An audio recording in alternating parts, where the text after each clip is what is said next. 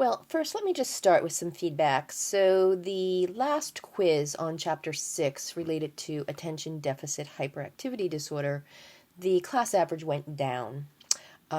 So, a very low B. Now, there's a couple things you need to do if you're not already. You first need to read the chapter. An hour doesn't give you time to be paging frantically through the chapter to get the answers to the quizzes. So, you need to do that. You also need to listen to the narrated PowerPoint. The PowerPoint is based on the chapter. So if for some reason, reading, you didn't take it all in your reading, then certainly the narrated PowerPoint helps you. There were no questions below that 50 percentile. So if you have any questions related to that quiz, you need to email me. You're working on your interview. That is due March 1st. You're finishing that up, and I had some questions about that. Somewhere it says to do both a family member and a professional. You need to select one or the other. If you select a family member, that family member has to have had a child with an IEP.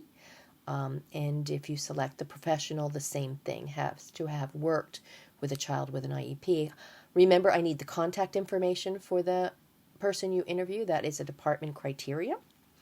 And then this week, you're moving into emotional disturbance. Now, you also have a group activity, and your activity is assigned to you in terms of a particular mental health diagnosis. Why mental health diagnosis? Well, because many of our children with emotional disturbances may be seen outside of the school by a psychiatrist or a psychologist and have a mental health diagnosis. So you're going to be developing an information sheet on a particular mental health diagnosis that you were assigned. As always, you're welcome to see me in my office hours or schedule an office hour face-to-face with me. You're welcome to have an online meeting with me. If you want that, you need to go to Sign Up Genius on the homepage of D2L and sign up by 6 p.m. on Sunday. I would also say to shoot me an email that you did that, because sometimes I like to look at that earlier than later.